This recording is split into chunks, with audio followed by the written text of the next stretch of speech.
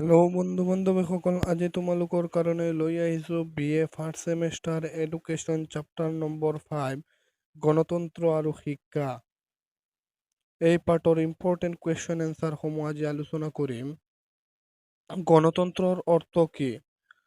গণতন্ত্ৰৰ অৰ্থ হ'ল সৰ্বসাধাৰণৰ দ্বাৰা নিয়ন্ত্ৰিত আৰু পৰিচালিত ৰাষ্ট্ৰ বা চৰকাৰ, য'ত সকলো লোকেই নিজ নিজ শিক্ষা বিকাশৰ সুবিধা লাভ কৰিব পাৰে।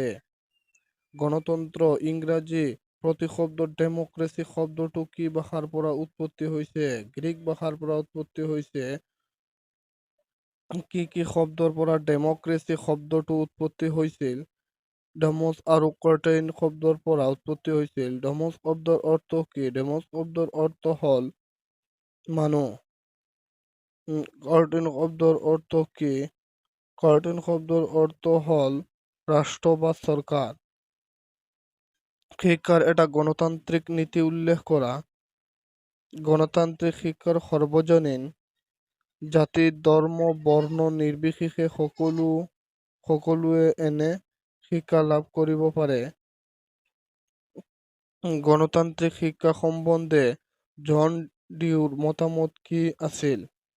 জন ডিউৰ মতামত: গণতান্ত্ৰিক সমাজৰ শিক্ষা এনেকুৱা হ'ব লাগে য'ত ব্যক্তি আৰু সামাজিক সংস্পৰ্শই ব্যক্তিগত আগ্ৰহৰ জন্ম দিব পাৰে আৰু নিয়ন্ত্ৰণ কৰিব পাৰে, লগতে মনত সু অভ্যাস গঢ়ি তুলিব পাৰে আৰু সামাজিক বিশৃংখলতা নোহোৱাকৈ সামাজিক পৰিৱৰ্তন আনিব পাৰে।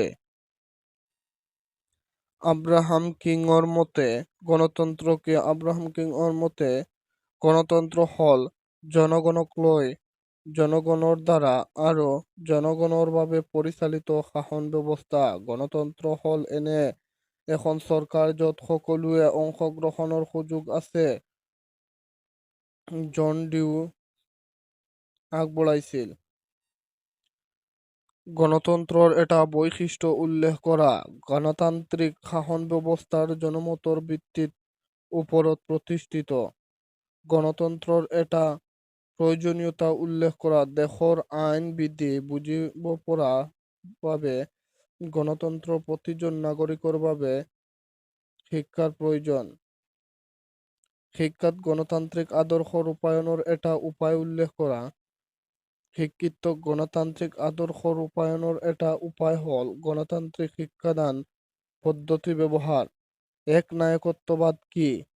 একনায়কত্ববাদ হ'ল গণতন্ত্ৰৰ সম্পূৰ্ণ বিপৰীত চৰকাৰ।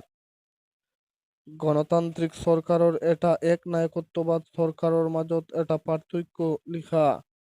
গণতান্ত্ৰিক চৰকাৰত শিক্ষাৰ্থীক স্বাধীনতা অধিক, আনহাতে একনায়কত্ববাদ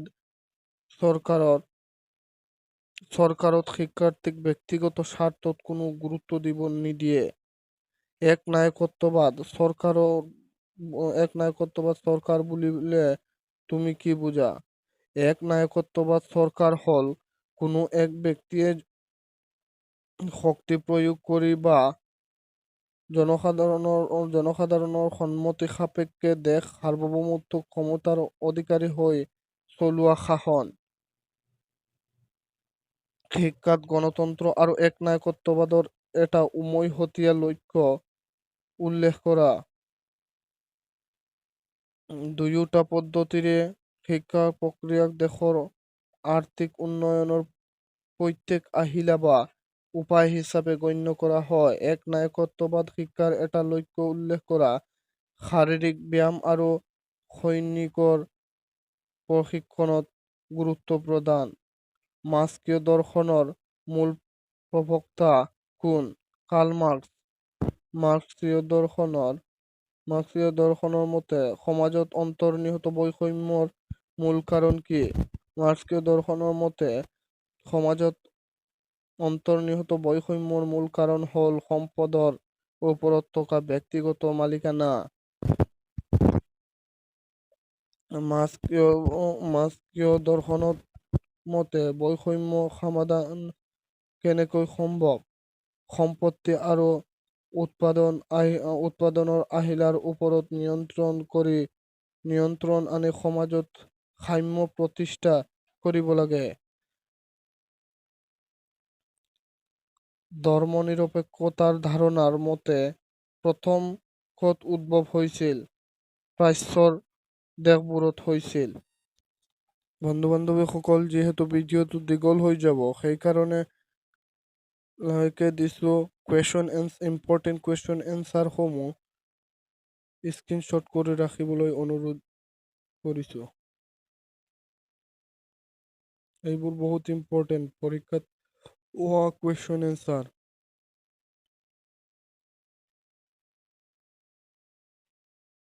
স্ক্ৰীনশ্বট কৰি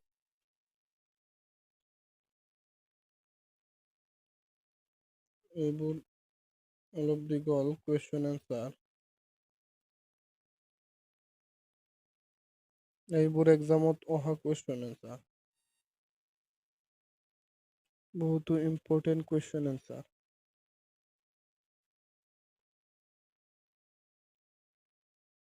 বন্ধু বান্ধৱীসকল, স্ক্ৰীনশ্বট কৰি ৰাখি ল'বা। এইটো আৰু বেছি ইম্পৰ্টেণ্ট কুৱেশ্যন এনচাৰ, এই দীঘল এনচাৰ।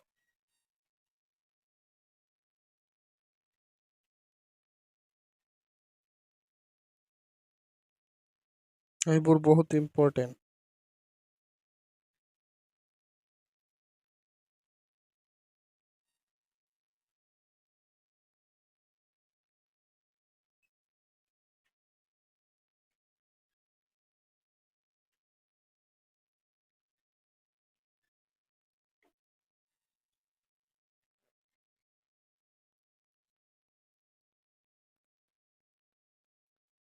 ইম্পৰ্টেণ্ট কুৱেশ্যন এনচাৰ, দীঘল দীঘল কুৱেশ্যন এনচাৰ এইসমূহ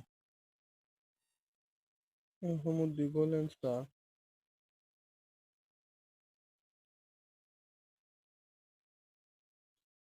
এইটো বহুত ইম্পৰ্টেণ্ট কুৱেশ্যন এনচাৰ।